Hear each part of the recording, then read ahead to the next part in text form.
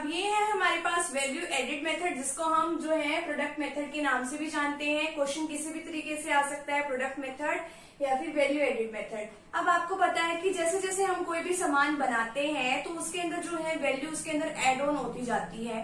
ठीक है, अब किसान ने मान लो जो है गेहूं बनाई है तो उसके अंदर वो कुछ वैल्यू ऐड करके ही उसको आगे बेचेगा ना। ठीक है, अब आगे जिसने उसको सेल किया, ठीक है, आगे उसने मान लो कुछ आगे सामान बनाया है तो वो आगे फिर उसको जो है वैल्यू ऐड करके बेचेगा। ठीक है, तो इसी तरीके से जब तक जो है वो सही कंज्यूमर के पास नहीं पहुंच जाता उसके अंदर जो है वैल्यू ऐड होती चली जाएगी।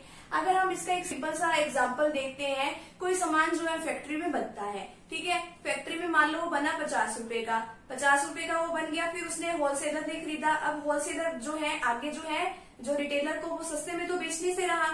ठीक है, वो थोड़ा बहुत तो वैल्यू उसके अंदर ऐड करेगा। तो मान लो उसने 10 रुपए और बढ़ा दिए तो कितने का हो गया वो सामान, 60 रुपए का हो गया ना। फिर आगे रिटेलर ने जब उसको आगे कस्टमर को बेचा तो उसने कितने का बेचा, 80 रुपीज का बेचा, 80 रुपए का वो सामान बेचा।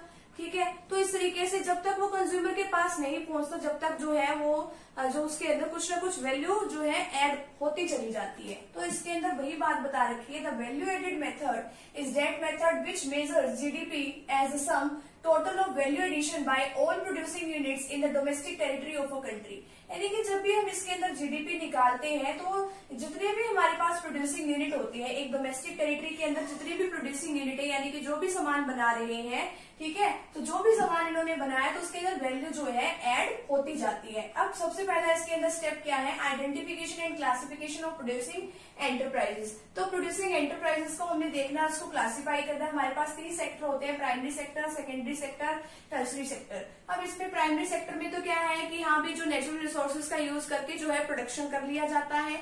आगे सेकेंडरी सेक्टर में क्या होता है कि जो हमारे पास रॉ मटेरियल है, रॉ मटेरियल से आगे फाइनल गुड्स जो है बनाई जाती है। जैसे कपास से कपड़ा बनाया जाता है, कॉटन से क्लॉथ बनाया जाता है ना। इसी तरीके से टर्शरी सेक्टर में क्या आता है कि इसके अंदर सर्विसेज आती है, जैसे बैंकिंग की, इंश्योरेंस की, इस तरीके की इसमें सर्विसेज आती है। ठीक है, अब आगे क्या है कि वैल्यू ऑफ आउटपुट। अब जो भी हमने जितना भी सामान बना दिया तो उसकी जो भी गुड्स जितना भी प्रोडक्शन किया तो उसके मार्केट में क्या वैल्यू है, तो वो वैल्यू ऑफ आउटपुट होती है। अब वैल्यू एडिड किस तरीके से निकालते हैं, वो हमारे पास एक फॉर्मूला है, वैल्यू ऑफ आउटपुट। अब वैल्यू ऑफ आउटपुट तो मैंने अभी आपको बताया, उसमें से इंटरमीडिएट कंजम्पशन को माइनस कर देंगे। अब कुछ चीज बनाने में कुछ तो खर्चा आएगा ना हमारा। ठीक है, तो कुछ तो हमें भी जो है रॉ मटेरियल चाहिए, तो रॉ मटेरियल ऐसे फ्री में नहीं आता, तो उसके अंदर जितना भी खर्चा आता है, मान लो हमारे पास अब जो है मार्केट में जितना भी हमने प्रोडक्शन कर लिया, मान लो 600 रुपए का जो है वो मार्केट में उसकी मार्केट वैल्यू है किसी भी गुड्स का जो हमने प्रोडक्शन किया है, उसको बनाने में जो है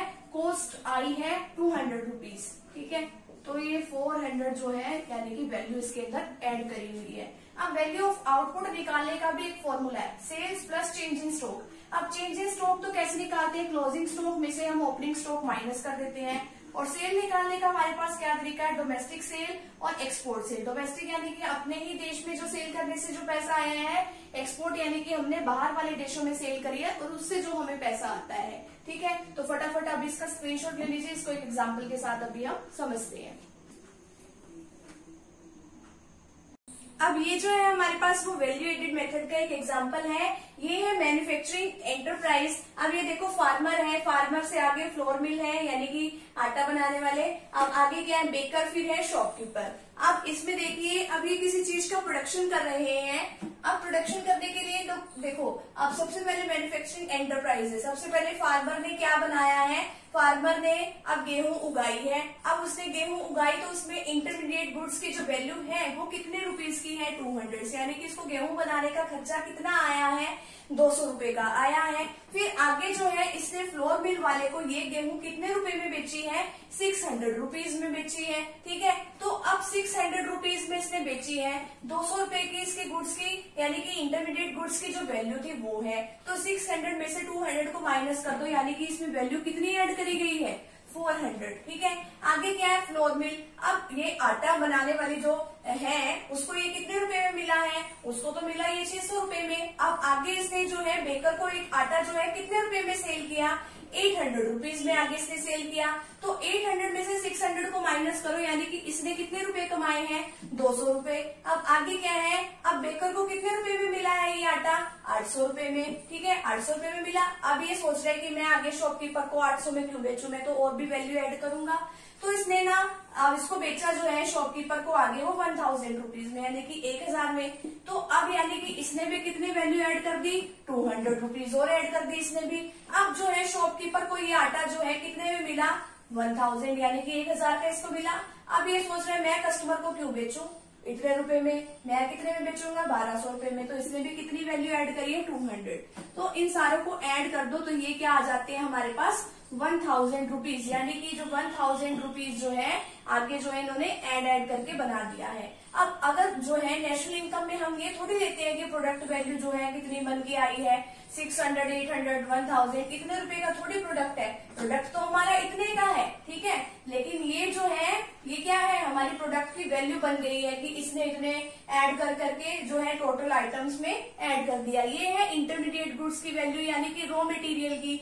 ठीक है, कि यहाँ भी इसने कितना खर्चा किया है। अब सही वैल्यू तो हमारी कौन सी है, वैल्यू एडिड। ठीक है, तो 1000 रुपीज जो है ये हमारा वैल्यू एडिड का एक एग्जांपल है। ठीक है, तो अभी हम इसके एक प्रिकॉशंस जो है डिस्कस कर लेते हैं वैल्यू एडिड मेथड की, फिर हम डबल काउंटिंग के बारे में सीखेंगे। अब ये हमारे पास छोटा सा टॉपिक है, इसमें क्या है, precautions regarding value added method. अब वैल्यू एडिड मेथड्स जब हम निकालते हैं तो उसमें मतलब क्या क्या हमें सावधानियां जो है वो बरतनी चाहिए। अब देखिए इसमें क्या बताया गया है, commission earned on sale and purchase of second hand goods is included in calculation of value added. अब यहाँ पे देखिए कि अब जैसे कि जो हम सेकंड हैंड गुड्स जो है परचेज करते हैं, सेल करते हैं, तो वो तो हम नहीं इंक्लूड करेंगे नेशनल इनकम में, लेकिन जो अपनी सर्विस दे रहा है, जो कमीशन जो मतलब काम करा रहा है, जो एक एजेंट के तौर पे काम कर रहा है, वो तो अपना कमीशन लेगा ना। तो उस कमीशन को हम किस में ऐड करेंगे, नेशनल इनकम में ऐड करेंगे, वैल्यू एडिड में ऐड करेंगे। आगे क्या है, value of the sale and purchase of second hand goods is not included in calculation of value added. अब इसमें वही बात बताई है जो मैंने अभी आपको बताई थी कि जो इसकी वैल्यू है, ठीक है, किसकी वैल्यू है कि जो ओल्ड जो सेकंड हैंड गुड्स है उसकी अगर हम सेल कर रहे हैं, परचेज कर रहे हैं, उसकी वैल्यू तो ऐड नहीं होगी वैल्यू एडिड में, लेकिन जो उसका जो कमीशन दिया है उसके बदले में, अब देखो जो कमीशन लेगा वो बदले में अपनी सर्विसेज तो देगा ना। अब जो बदले में अपनी सर्विसेज दे रहा है वो तो हम वैसे भी इंक्लूड करते ही हैं। तो इन दोनों पार्ट्स में जो है सेम बात है, इसमें कमीशन के ऊपर बात बताई हुई है, इसमें सिर्फ सेकंड हैंड गुड्स के ऊपर बात बताई है। नेक्स्ट है value of intermediate goods. Intermediate goods ऐसे गुड्स होते हैं जो रॉ मटेरियल के तौर पे काम आती हैं। Value of intermediate goods is not included in the calculation of value added. ठीक है, इंटरमीडिएट गुड्स की वैल्यू को हम वैल्यू एडिड में ऐड नहीं करते हैं। क्यों? क्योंकि फाइनल गुड्स में इसकी वैल्यू जो है ऑलरेडी ऐड होती है। ठीक है, नेक्स्ट है imputed value of production for self consumption is taken into account. यानी कि अगर हम सेल्फ कंजम्पशन, खुद ही कंजम्पशन करने के लिए कोई भी प्रोडक्शन कर रहे हैं तो उसकी वैल्यू भी लेंगे। ठीक है, क्योंकि अगर मान लो हम उस गुड्स का खुद कंजम्पशन ना करें, खुद उसका यूज ना करें, अगर हम उसको मार्केट में सेल करते हैं तो हमें कुछ तो वैल्यू मिलेगी ना उसकी, तो इसी वजह से हम उसको भी इंक्लूड करेंगे। नेक्स्ट है imputed value of owner occupied house is to be taken into account. अब मान लो किसी ओनर का खुद ही घर है, ठीक है, लेकिन हम उसका इम्प्यूटेड रेंट जो वो कैलकुलेट करेंगे।